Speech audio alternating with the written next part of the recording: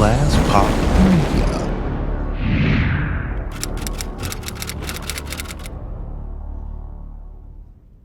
Hi, I'm Katerina, your host from Sin City After Dark. Before we start, please hit the subscribe button and set up notifications. That way you never miss an episode. Sin City Radio.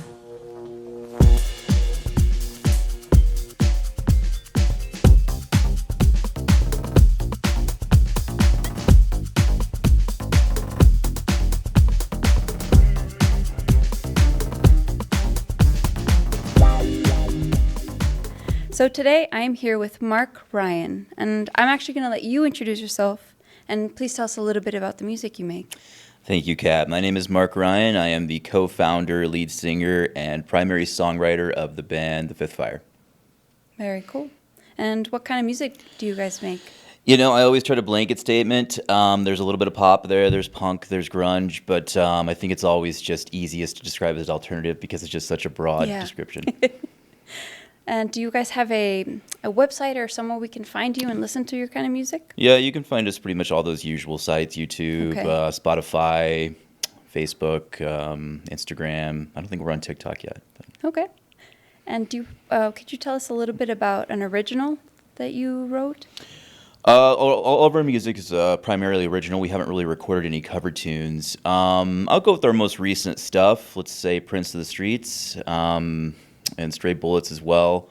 We did those with the recording studio here in town, Hideout.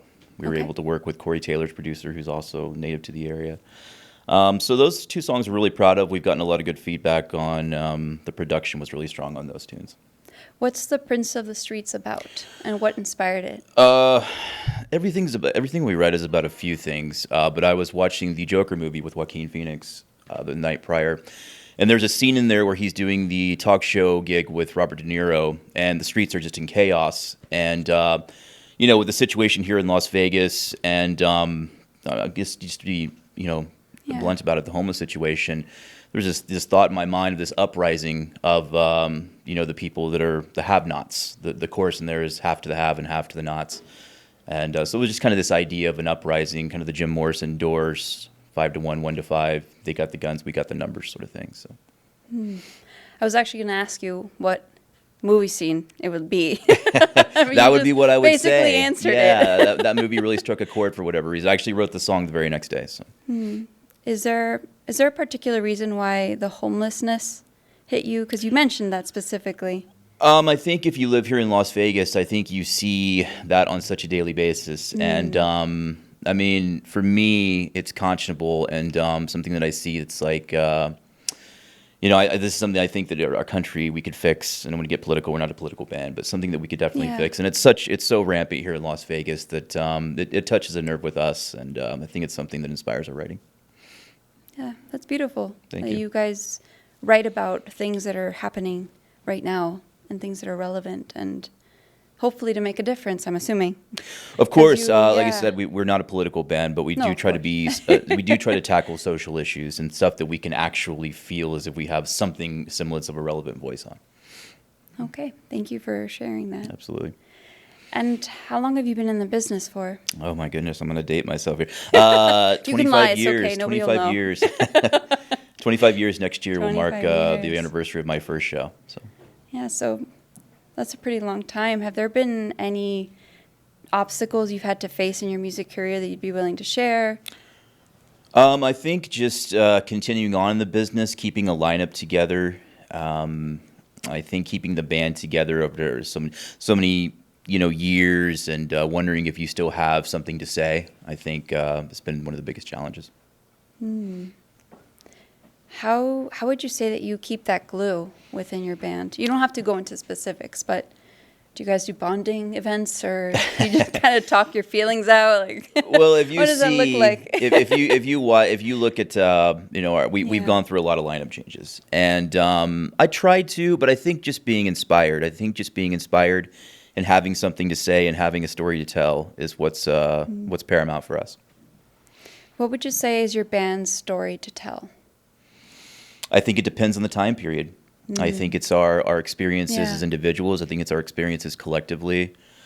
I think it's our reactions, our impressions, our relationship with our external world as well as our internal world. Can you tell us a little bit about what your band's writing process is? I know you said you're the one that mainly writes the music, but do you guys collaborate? Do you just bring out, you play a little bit, and or you sing a little bit? What does that look like? It really just depends. I didn't really play an instrument when I started. I was just a vocalist, so I would come in, and it was kind of comical because I'd come in with like this melody, and I'd try to like mime the sounds. And Yeah. everybody would just give me this weird look, like, "What are you trying to do here?" But I picked up keys and guitar over time, and was able to kind of craft melodies a little bit more implicitly. So it just depends. One person will bring in an idea sometimes. Sometimes we'll just be jamming and something will happen, but more often than not, I'll bring in some semblance of an idea and we'll just build from there. Okay. You said you were in the business for 25 years.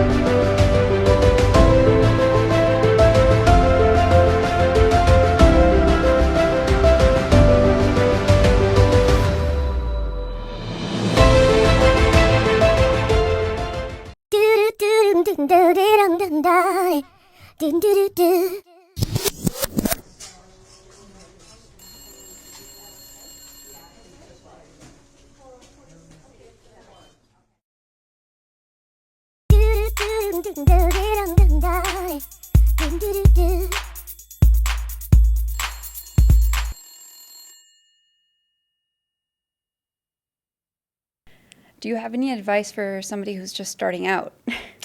Just starting out, Yeah. I would say really focus on songwriting. That's going to really be the core of that's really going to be the core of not only your income, but your legacy. Focus on your publishing rights. Make sure you do all the work behind the scenes for your music, and make sure you protect it and have ownership over it, because it's not a cliche. It really is a predatory business. I was just going to ask you, is this something that you've personally experienced, or is it just something you hear about? We've had our music pop up in places that I did not know it was going to be. So yeah, there's been some conversations. Yeah. Can we hear a little bit of the conversations, or not really? Nothing too contentious, but I was like, I didn't know that was there. So Okay, that's really good to know. It's important to protect yourself before you put everything out there. of course, yeah. As artists, we should always be looking out for each other in that respect, I think so. And what about if you're in the middle of your career? What would be your advice there? Well, I don't know where I'm at. So. Okay, it doesn't exist. Just beginning, end. I would say the same thing. Really focus on songwriting. To me, that's really the bane of your existence. Write the best songs you can. Write the most honest songs you can. Try to have something to say. Where music is, to me, supposed to reflect society and humanity and where we're at spiritually and all those things. So I could really focus on songwriting and crafting the best stuff that you can. Do you ever get scared to talk about something in your music? No. I try to be as transparent as possible, probably to the chagrin of my bandmates. Maybe a little oversharing, being a little too honest. I've gotten some side eyes over some lyrics, but no, I don't think we're afraid to really share anything. I think, I always said if we're a film, we're R-rated, not for the sense of being salacious, but just for, we want to put everything out there, warts and all. Yeah, I guess because I'm a beginning artist in a sense, I feel like I'd be terrified to put certain things in my music. Like, I don't want anybody to know that's related to me. So I guess how do you get across that? I think you slip into a character a little bit, kind of say, okay, this is a person that has my personal experiences, but I'm going to kind of put on this costume when I present it. That way I'm only showing an aspect of it to the world, because I think you feel really vulnerable is what you're saying. Yes. And I think that's the way you kind of overcome that vulnerability, is just kind of wearing like a half Phantom of the Opera mask. It still is you, but there's still a part of you hidden that you can keep for yourself. Is there a song that resonates the most with you, or I guess is the most personal for you? There's a few.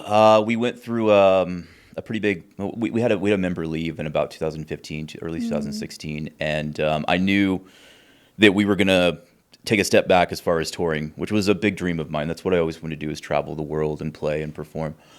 And so I knew that that was going to be a big change for us and a big adjustment. And I was pretty frightened about it. I didn't know what the band was what was going to happen if we were going to continue.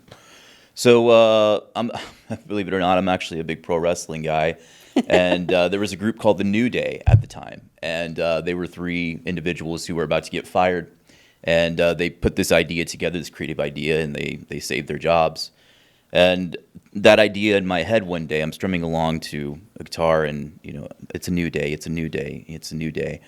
And it was kind of like this transitional, okay, we're going to just put everything behind us, we're going to keep going. And it ended up becoming the biggest single we had for a time up until a few years ago. So I would say I think that one saved the band, to be honest.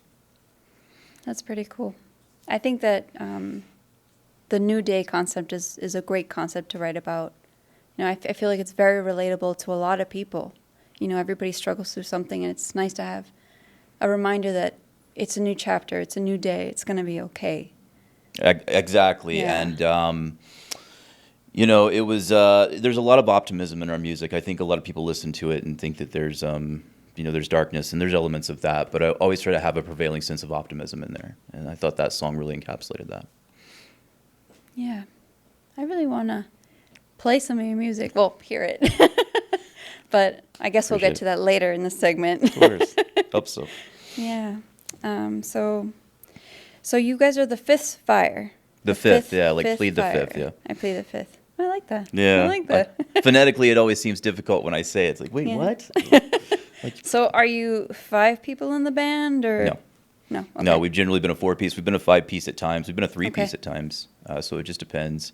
The Fifth Fire comes from the prophecy of the Anishinaabe tribe of the arrival of the Antichrist, and the choice between the tribe, good and evil, which way they're going to go. But also, I have to say, I watched the movie Limitless right before I formed the band with Bradley Cooper, and all 5 of your senses being alert at the same time, using 100% of your brain.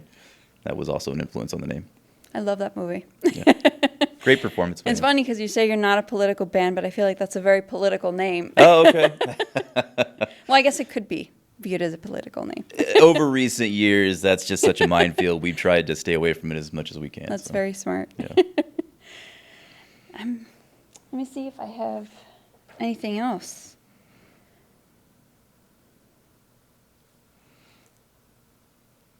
You're very good because you covered all my questions without me asking you my questions. Oh, you did a fantastic job. You made it easy for me. Well, thank you. No, it's terrible. Okay. Well, then I guess we'll just chat. So, have you always lived in Vegas, or No. is this... No. No, I'm originally from California. We spent a lot of time in the Midwest. We got a record deal around 2013. We went to L.A. The record deal was actually in London. And we moved to L.A., and we ran out of money. And we had to move back to the Midwest, where it's a little cheaper to live. We stayed there for several years, and always wanted to get back to the West Coast, so we came to Vegas in about 2019. 2019. That must be a scary time to not have the funds to live your dream. It was our story has been just ripe with vicissitudes. So it's we're quite used to the strife and the setbacks and so forth. It's almost like Bring It On at this point. What's next? Can we hear a little bit about the setbacks, or is that too personal? It's No, okay of course. Like I said, lineup changes. We've had issues, as any other band, substance issues in the band and mental health issues. And I think it's important to emphasize those things to, because there's people out there, whoever's going to listen to this, to say you're not alone in that, and you shouldn't be ashamed for those things. That's what I wanted to get at, that they're not alone, and how can you solve those issues? For us, it's been our work. Just that's focusing a on the positive, that's a positive high. We get a high off making music and performing and creating, and it's tantamount to that experience, and so that's how we kind of work those things out.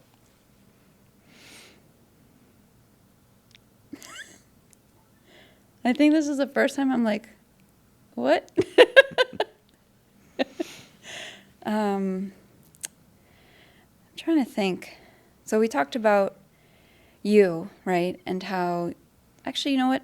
How did music become a part of your life? We moved around a lot when I was a kid, and I didn't have a lot of stability, which, they say kids crave. And my only companion at times was just radio. I grew up in the 90s. Yeah. And I'm not ashamed to say I found underground stuff and, punk rock and stuff like that as I got older. But I've never been ashamed to say I love pop music. I just love the idea of pop art and having a deep message contained within something that's catchy and, accessible. And so I just really, on the radio. The radio was my companion for those long trips. And at one point in my life, I said, I'm going to need to find something to do with it. And I knew I was going to be able to do 9 to 5. I tried that, and that didn't work out, and job to job. So I said, why not try music? It wasn't. I didn't really play an instrument as a kid. I didn't necessarily come from a musical family. Hey, this clicks, and I'm just like that. I didn't really think too much into it. Just went. Yeah, it was. Well, you can tell me if I'm wrong, but it was more of your way to cope with whatever you were dealing with. I think having so. The music and the radio. Make sense of things. Yeah. Yeah. May I ask why you were traveling so much, or it was just... I had a very bohemian life, household. Okay. Not household, I guess, lifestyle. My parents, they would just get a whim and say, okay, we're going to move here. Okay, let's go. And what was that like, I hated it. Yeah. I hated it. Like I said, kids crave stability, and, it's hard to make friends and find yourself, I guess. But I came to love it I came to know that it was a good experience for me because the touring and all that. Ironically, it's something I wanted to do later in life as opposed to something that I abhorred early in life. I feel like it was kind of prepping you for your tours in a way. Yeah. Because I think it's hard to get up and say, okay, this is all I need. I'm going to do it, and I'm going to travel the world. There was a point where we were touring so much that I didn't know what to do with myself when I was home. So it became the exact opposite. Yeah, and you're making me realize that touring is a lot of both. I still live out of a suitcase at home. I don't have a dresser. I keep all my clothes in my suitcase. Really? Yeah. Do you think you'll ever put your stuff in a dresser at one point, or you're kind of waiting for that moment, or that thing to happen, or? I don't know. I feel charged. I feel motivated when there's a task to get to or a destination. So I think when that day comes, I might be a little scared. If that day comes, preferably now. If you're asking a yes or no answer to that, I'm going to say no. Okay. Well, that makes sense. It's kind of like this is what needs to get done. It's the new normal. Yeah. Yeah. Yeah, I don't think I'd be able to do that. I feel like I'm too much. I save everything, which is terrible. Everyone says I'm a hoarder. It's terrible. Like, my sister would give me a stick, and I'd be like, I'm keeping it. You never know. You gave it to me when you were 10, and you never know exactly. I may need this. You never know. Yeah, it's pretty cool that you grew up with a bohemian kind of lifestyle. Yeah. I feel like that's very different. I feel like you don't hear that as much, but maybe it's because it was a different time. Well, they were children of the 60s, in the 70s. That makes sense. And they came up in a different era, so it's a little more commonplace back then. Are you guys, totally random, totally switching, are you guys performing anywhere soon? February 7th, we have a show at Backstage. Okay. They call it Triple B's in town, Backstage Bar and Billards, just right off of Fremont Street. So, yeah. And do you guys normally perform there, or? I would say it's probably our go-to here for Vegas. And we performed the Bonfire here near the area, a few other places. But yeah, this is going to be our 4th show at Backstage, I believe. Okay, very cool. Very cool. Well, thank you so much, Mark, for being on the show. Thank you. Thank you for having me. I really appreciate you chatting with me. It was a joy. Thank you. And letting me ask you all these weird questions. I appreciate it. No, weird is good. Normal is when it gets worrisome. Well, I'm Katerina, and this is Sin City After Dark, and we were here today with Marq Ryan from the Fifth Fire. And I want to thank you guys so much for watching. Please let us know if you'd like to be on our show and to perform here on our show. Send us your EPK and a little information about yourself, and our production team will be in contact with you. Thank you, and have a beautiful night.